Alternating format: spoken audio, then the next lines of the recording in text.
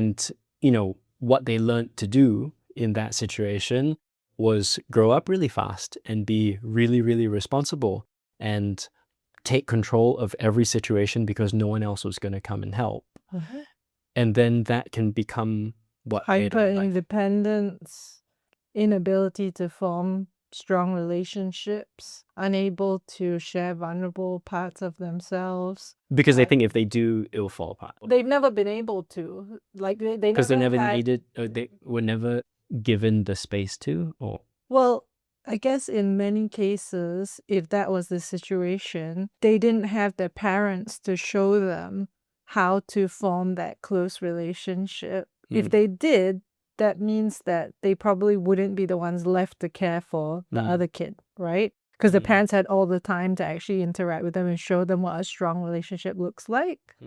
So often in that case, they don't have a parent who is able to show them what a strong relationship looks like. So when you grow up, you think, oh, to me, a relationship is probably just quite transactional, right? It's just like, oh, if I want something, then I give you something to eat or I give you something. But they don't know what a loving, caring relationship might look like. I met someone like that recently. And I felt quite sad, and I was trying to connect with this person. Yeah, and because of how she grew up and how her parents were with her, she looked at relationships with guys as transactional. And even her relationship with work, the whole thing was about, I couldn't really fully understand it. The whole thing was a game to accumulate as much as possible. And I didn't really know where to take the conversation because I'm like, it seems to me like you're trying to find joy in the wrong places, but like, who am I to judge, right? But it's made me think of this person I was talking to. Yeah. I mean, there's a lot of things that when you look at how you grew up, it causes you to think in a certain way or cope in a certain way that if you don't keep it in check, it just goes all the way one way, right? Yeah. And they don't need to be like these massively traumatic things either, right? Like one thing that we've been talking about recently with you is that there's a trait in your family that is No. that has been super helpful for the family of just get on with it, because we're talking about a family with really strong values that stays very, very connected, that has been through a lot of shit. And, like most Chinese families in this part of the world, they kind of moved from China to all kinds of places. And, when they moved from there to Thailand to Malaysia, we're talking about just within the last couple of generations, they know people who didn't make it on that journey, didn't make it on this journey. You still have to figure out how to make a life and all that. And so there's this very strong trait of just get on with it. And it's not a big deal. This is nothing compared to the other stuff people had to go through. Just get on with it. And it's super helpful.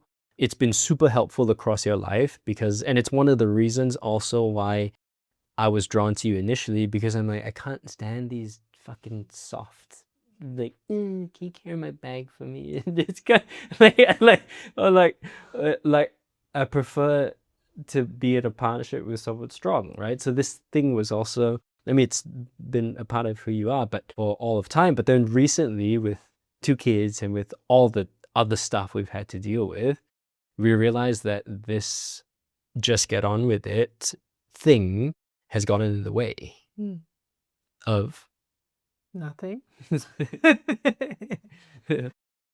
I guess sometimes it's difficult for me to acknowledge that something is bothering me. Like I can't even access it sometimes. Or even if it does bother me and I realize it, I get mad at myself for it bothering me. Like, it's not even that big of a deal. Why can't you just handle it? Like when Xander was, first came, and then I wanted to do all the nights. And then when I started not coping well and feeling really anxious every day, I was so pissed at myself. I was like, why can't you just do the nights? It's not even a big deal. Like mothers do it all the time. Why can't you do it?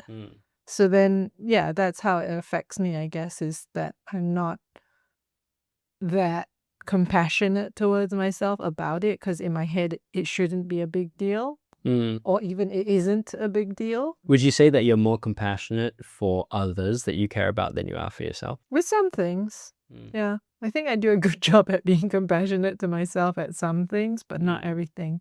And generally, it's easier for me to be compassionate towards other people. Yeah. And where are you now with this journey of this thing? Of the just get on with it thing. I mean, I'm still trying to learn how to cry. Sometimes it gets all stuck and I can't cry, and I think it might be to do with that. So that's still a work in progress. I feel like I am trying to be nicer to myself and tell myself I don't need to just get on with it, and I can acknowledge when something's tough, but it's definitely still automatic reaction that I need to push back on. I mean, thank you for sharing. We're going to have millions of people watch this. I think it's helpful, right, to hear from a therapist that it's a very human thing to have stuff that we're working on. And it's kind of part of the process. And there's a mindset to take to it where it can be like, yeah, I got this thing going on. I'm kind of working through it. And not to be bothered by the lack of perfection, and more take an approach of, okay, I'm willing to take this on now. I'm going to face it, and I'm just going to slowly tinker. And it's okay if we don't get there. For me, the big one for the last 20 years has been anger. And I've made huge progress over the years, but I kind of know that it's never going to be not a problem. But then it's kind of okay, right? Like, as long as you feel like you can be on a path of gradually understanding it more and more and working with it and having the systems of maybe accountability, or at least the right nets to catch you if you're going too far. And it can be as simple as having a partner who'll just be like, no, I'll just do that, and then you don't. And it can be a more complex thing where people go do what we do, which is go work with a counselor, or depending what your issue is, go get help for it too. Yeah, I mean, I've never met a perfect person. You know, everybody knows that there isn't a person who's ever done working on themselves well, unless you're one of those people who thinks that, in which case you need the most help. But yeah, I think for me, what I love about being a therapist is that every time I talk about something with a client, it pushes me to hold a higher standard for myself. And look, if you're going to be saying that people need to work on this stuff, then you better damn well be working on your stuff too, right? Yeah. So I which like that. which I feel like is great. It's kind of a theme that we both have because we try to be better people, but I do find myself annoyed at that pressure sometimes. Yes, the pressure to be like good at it, I guess.